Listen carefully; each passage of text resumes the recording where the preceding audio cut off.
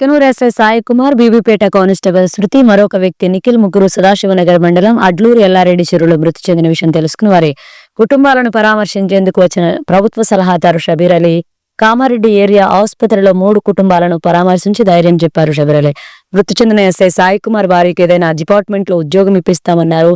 CM దృష్టికి తీసుకెళ్తారని హామీ ఇచ్చారు ప్రభుత్వ సలహాదారు.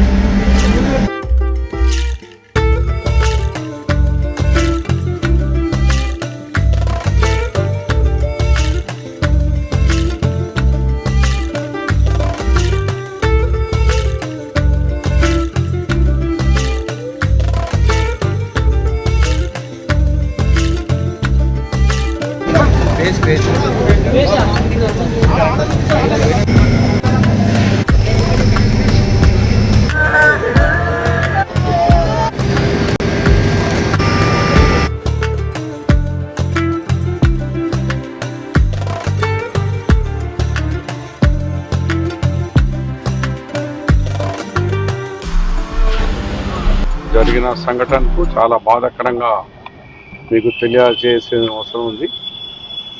సాయి కుమార్ అని ఎస్ఐ, మంచి పేరు సంపాదించుకున్నాడు, యువకుడు.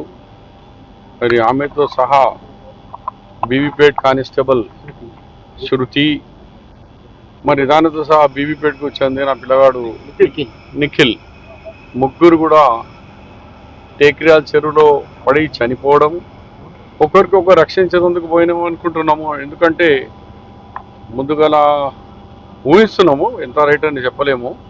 మాకున్న సమాచారం దొరికిన ప్రకారంగా ఆమె దొరికింది. దాని తర్వాత నిఖిల్, తర్వాత ఇద్దరిని రక్షిస్తామని ఈయన దొరికినాడు. ఎందుకంటే వాళ్ళు సామాన్ బయట పెట్టుకుని ఉన్నారంటే ఏదో ఉండే వాళ్ళకు.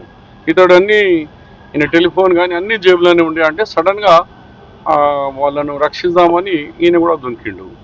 కానీ ముగ్గురుకు ఈత రాదు. బాధాకరంగా ముగ్గురు కూడా చనిపోవడం చాలా బాధాకరంగా ఉంది. తప్పనిసరిగా రాష్ట్ర ప్రభుత్వంలో ద్వారా ఈ నిఖిల్ మన ఈయన సాయి కుమార్ మిస్సెస్ చదువుకున్న బిఎడ్ ఉంది. ఆ అమ్మాయిని పోలీసే కాకుండా ఇతర డిపార్ట్మెంట్, ఎడ్యుకేషన్ డిపార్ట్మెంట్లో ఎక్కడ ఫస్ట్ ప్రిఫరెన్స్ ఇచ్చి అక్కడనే మెదక్లోనే జాబ్ ఇచ్చేందుకు గౌరవ ముఖ్యమంత్రి గారి దృష్టికి తీసుకువచ్చి వాళ్ళను కూడా న్యాయం చేస్తాం. అలాగే నిఖిల్ అని అబ్బాయి ఎందుకుమైంది మొత్తం విచారణ కంప్లీట్ అయిన తర్వాత పోలీసు రిపోర్ట్ ప్రకారంగా డెఫినెట్గా ఆ కుటుంబానికి పూర్తి విధంగా ప్రభుత్వం వాళ్ళకు ఆదుకుంటుందని మీ ద్వారా వాళ్ళ కుటుంబ వ్యక్తులకు అందరికీ తెలియజేస్తాం.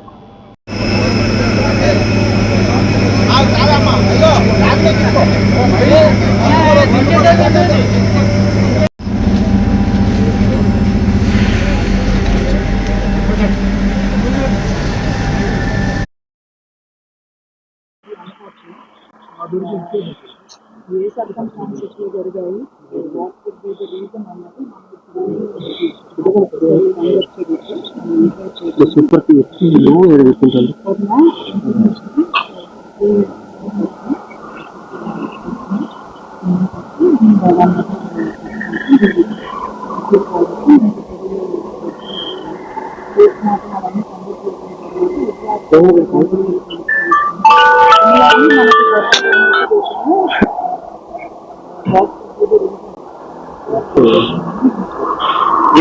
మేడం ఇంకా వేరే కారణాలు నాలా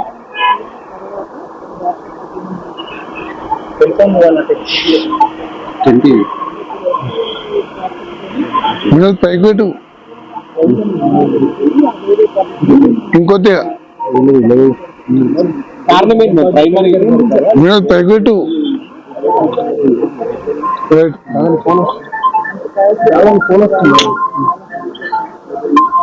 వినోద్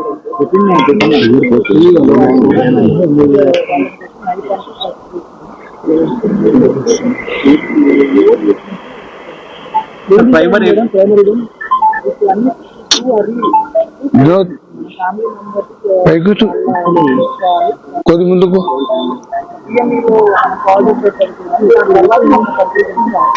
ఎస్ఐ ఎప్పటి నుంచి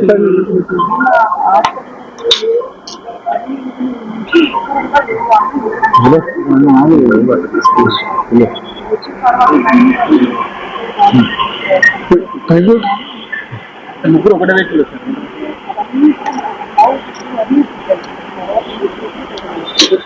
వినోద్ పైకి పెట్టురా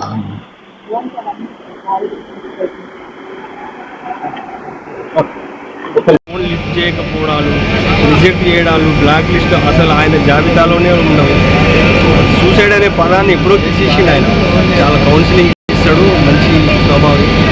ఆ మృదు స్వభావమే ఆయనకు నిన్న జరిగిన ఇన్సిడెంట్ కారణమైందని నేను భావిస్తున్నాను. ఇక్కడ 3 ప్రాణాలు పోయినాయి. దయచేసి మీడియా మిత్రులు అందరూ అర్థం చేసుకోవాలి. మేము ఎవరి మీద ఏం ఆరోపణలు చేయట్లేదు. మా కుటుంబానికి అయితే తీరని లోటు ఇది. పేదరికం నుండి ఒక మంచి స్థాయికి వచ్చి మా పరువు నిలబెడతాడు, మా గ్రామానికి మంచి పేరు తెస్తాడని మేము భావించాం. అన్ఎక్స్పెక్టెడ్గా జరిగిపోయింది. నిన్న కూడా నాకున్న అనుభవంతో నిన్న నేను ఎంక్వైరీ చేసిన దాన్ని బట్టి నాకు తెలిసింది ఏంటంటే, ఆయన నిన్న ఇంటికి రావాల్సినోడు. భార్య పిల్లలు కుల్చారం స్వగ్రామానికి వచ్చారు. నిన్న వాళ్ళ సిఐ గారి పర్మిషన్ తీసుకొని ఇంటికి వద్దామని ప్రిపేర్ అయ్యిండు. ప్రిపేర్ అయిన క్రమంలో ఏదో ఫోన్ కాల్ రావడము, మాట్లాడినట్టుగా చెప్తున్నారు వీళ్ళు రికార్డులలో. ఇమీడియట్లీ కనీసం ఆయన ఉండే క్వార్టర్స్ డోర్ కూడా లాక్ చేయకుండా వితిన్ 20 minutes లోపల బిగ్నూర్ పోలీస్ స్టేషన్ నుంచి ఏదైతే ఇన్సిడెంట్ జరిగిందో ఆ చెరువుకు పోయినట్టుగా తెలుస్తుంది. అక్కడ పోయినాక ఆ ముగ్గురు మధ్యలో ఏం జరిగింది, అమ్మాయి సూసైడ్ అటెంప్ట్ చేసుకోవడానికి ప్రయత్నం చేస్తే రెస్క్యూ చేసే క్రమంలో ఇద్దరు చనిపోయారా, లేకుంటే ఏం జరిగిందని తెలియదు. ఖచ్చితంగా నేను అనుకుంటున్న సాయి కుమార్కు ఉన్న సమయస్ఫూర్తిని బట్టి రెస్క్యూ చేసే క్రమంలోనే వెనక ముందు ఆలోచించకుండా కనీసం మొబైల్ ఫోన్లో కూడా బయటపడేయకుండా దూకిండు. కొంచెం పాక్షికంగా ఈతవచ్చు, ఆ క్రమంలో మునిగి చనిపోయాడు. దయచేసి మీడియా వాళ్ళని అందరూ నేను కోరుతుంది ఏంటంటే, నెగిటివ్లో తీసుకుపోకండి. కౌన్సిలింగ్ ఇచ్చే క్రమంలోనో, సర్ది చెప్పే క్రమంలోనో పోతే అది వికటించిందని అనిపిస్తుంది. ఆ అమ్మాయి కూడా భగవంతునికి తెలియాలి. సాయి కుమార్ మాత్రం అట్లా సూసైడ్ చేసుకోవడానికి ఇంకా అట్లాంటి వ్యక్తి కాదు. ఖచ్చితంగా రెస్క్యూ చేయడానికి పోయిండనే నేను ఖచ్చితంగా భావిస్తున్నాను. ఎందుకంటే నా చేతులారా పెంచిన వ్యక్తి కాబట్టి నాకు నా అనుభవంతో చెప్తున్నాను. ఎందుకంటే ఎక్కువ ఏం చెప్పదలుచుకున్నాను. ఎవరి మీద మేము ఏమో ఆలోచనలు చేయట్లేదు. ఇందులో ఎలాంటి అనుమానం కూడా ఏంటి, క్లియర్ ఉన్నది.